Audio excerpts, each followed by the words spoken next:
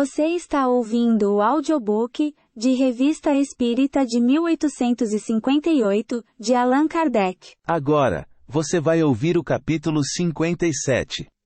Junho. Henri Martin. Sua opinião sobre as comunicações extracorpóreas. Sua opinião sobre as comunicações extracorpóreas. Vemos daqui certos escritores eméritos darem de ombros ao simples enunciado de uma história escrita pelos espíritos. Dizem eles: como seres do outro mundo podem vir controlar o nosso saber, controlar-nos a nós, sábios da terra? Ora isto é possível? Senhores, não vos forçamos a acreditar. Nem mesmo faremos o menor esforço no sentido de vos tirar tão cara ilusão. No interesse de vossa glória futura, vos convidamos, até, a inscrever os vossos nomes em caracteres indestrutíveis ao pé desta modesta sentença. Todos os partidários do Espiritismo são insensatos, pois a nós tão somente cabe julgar até onde vai o poder de Deus. Isto para que a posteridade não os esqueça. Ela própria verá se lhes deve dar lugar ao lado daqueles que pouco antes repeliram, os homens, a quem a ciência e o reconhecimento público hoje erigem estátuas. Eis aqui, contudo, um escritor cuja alta capacidade todos reconhecem, e que também ele se arrisca a passar por um cabeça oca. Também ele arvora a bandeira das ideias novas, sobre as relações do mundo físico, com o mundo extracorpóreo. Na Histoire de France, de Henri Martin, tomo 6, página 143, lemos o seguinte, a propósito de Joana d'Arc. Existe na humanidade uma ordem excepcional de fatos morais e físicos, que aparentemente derrogam as leis ordinárias da natureza. São os estados de êxtase e de sonambulismo, quer artificial, quer espontâneo, com todos os admiráveis fenômenos de perturbação dos sentidos, de insensibilidade total ou parcial do corpo, de exaltação da alma, de percepções fora de todas as condições da vida habitual. Os fatos dessa classe foram julgados, sob pontos de vista completamente opostos. Vendo perturbadas ou deslocadas as relações costumeiras dos órgãos, os fisiologistas qualificam de doença os estados estático e sonambúlico. Admitem a realidade dos fenômenos que eles podem enquadrar na patologia, e negam todo o resto, isto é, tudo aquilo que pareça estar fora das leis estabelecidas pela física. A seus olhos, a doença se converte em loucura, quando a alteração da ação dos órgãos, se juntam alucinações dos sentidos e visões de objetos que só existem para o visionário. Um eminente fisiologista sustentou muito austeramente que Sócrates era um louco, porque julgava conversar com o seu demônio. Os místicos respondem não só afirmando que são reais os extraordinários fenômenos de percepções magnéticas, questões sobre as quais eles encontram inumeráveis auxiliares e inumeráveis testemunhas fora do misticismo, bem como sustentando que as visões dos estáticos têm objetos reais, certamente não vistos pelos olhos do corpo, mas pelos do espírito. Para eles, o êxtase é a ponte lançada do mundo visível ao invisível. O meio de comunicação do homem com os seres superiores. A lembrança e a promessa de uma existência melhor, de onde decaímos e que devemos reconquistar. Nesse debate, que partido devem tomar a história e a filosofia? A história não poderia determinar com precisão os limites, nem a extensão dos fenômenos, nem das faculdades estáticas e sonambúlicas, mas constata que ocorrem por toda parte. Que os homens sempre lhes deram crédito. Que eles exerceram uma ação considerável sobre os destinos do gênero humano.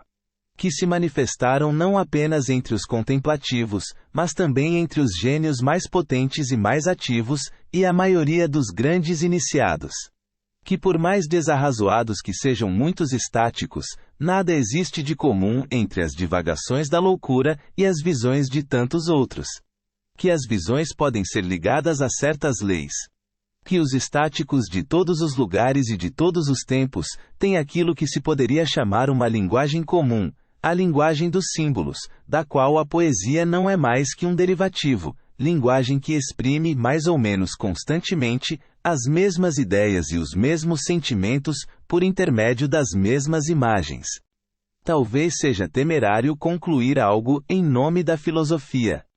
Entretanto, depois de haver reconhecido a importância moral desses fenômenos, por mais obscura que nos seja a sua lei e a sua finalidade, depois de havê-los distinguido em 2 graus, um inferior, que não passa de uma estranha extensão ou deslocamento inexplicável da ação dos órgãos, e outro superior, que é uma prodigiosa exaltação das forças morais e intelectuais, o filósofo poderia, ao que nos parece, sustentar que a ilusão do inspirado consiste em tomar como revelação feita por seres exteriores, anjos, santos ou gênios, as revelações interiores dessa personalidade infinita que está em nós, e que, por vezes, entre os melhores e os maiores, manifesta por lampejos de forças latentes que ultrapassam quase que incomensuravelmente as faculdades de nossa atual condição.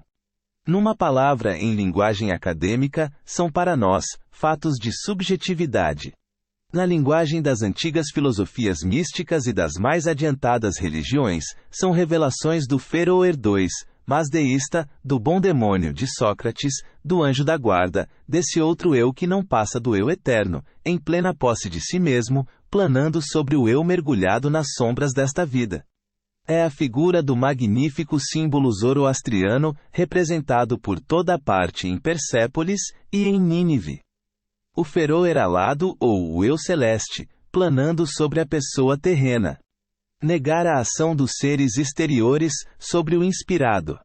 Não ver em suas pretensas manifestações mais que a forma dada às intuições do estático pelas crenças de seu tempo e de seu meio. Buscar a solução do problema nas profundezas da personalidade humana não é absolutamente pôr em dúvida a intervenção divina nos grandes fenômenos e nas grandes existências. O autor e sustentáculo de toda a vida, por mais essencialmente independente que seja de cada criatura e de toda a criação. Por mais distinta que seja de nosso ser contingente, a sua personalidade absoluta não é um ser exterior, isto é, estranho a nós, e não é do exterior que ele nos fala. Quando a alma mergulha em si mesma, nela o encontra, e em toda inspiração salutar, nossa liberdade se associa à sua providência. Aqui, como em tudo, é necessário prever o duplo perigo da incredulidade e da piedade mal esclarecida.